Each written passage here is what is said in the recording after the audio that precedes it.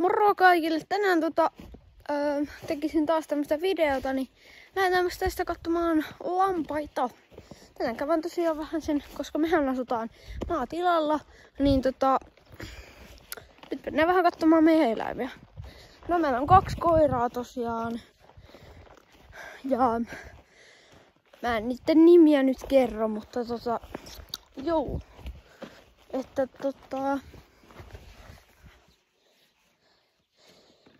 ja jos minun nimen tulen sitten kertomaan joskus, ja tosiaan jotkut siellä varmaan tietääkin minun nimen, koska on luokkakavereita. Mutta mennään katsomaan vähän lampaita. Toinen koira meni tonne alle. Tonne. Jännä. Hauska katsoa, kun se meni sinne alle. Pitää katsoa, että missäköhän ne on, koska täällä on noin. Vähän sen tämmöstä hommaa vaan. Ja moikka, nyt mä tulin taas tänne katsomaan.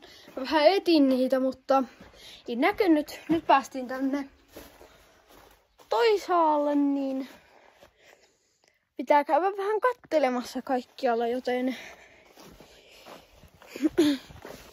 onneksi mä voin teille klipata nämä kaikki kohdat, niin teidän ei tarvi miettiä tästä, että kuinka pitkään se kesti. Tosiaan mä oon näitä jo semmoset 10 minsaassa ehtinyt, kun tää onhan todella iso tää meidän aitaus täällä. Että joo.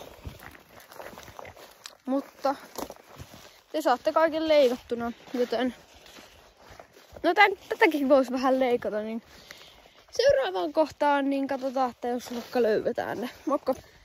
No niin, täällä lampaat löytyy ja mä voin ne teille näyttää. Siellä on. Taitaa sieltä.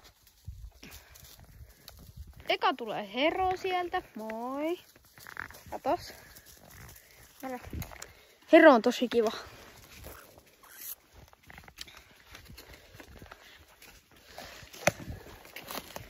Tässä on Hero. Se on varmaan minun lempparilammas. Tosi kiltti.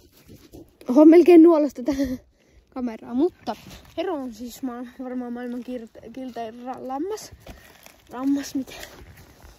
Mutta hei, semmonen juttu vaan.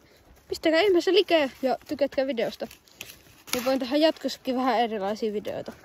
Joten nyt lampaat on nähty varmaan kaikki tästä. Ja sinä taas siinä. Se on Pekka, se nuolee aina mun jalkoja. Mutta lähdetään katsomaan sitten kanoja. Vähän kohta. No niin, ja uusi päivä taas koitti. Aamuaurinko vähän ilkeästi paistaa, mutta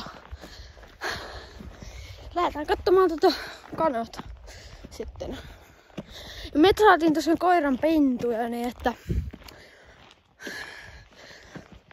ihan kiva homma.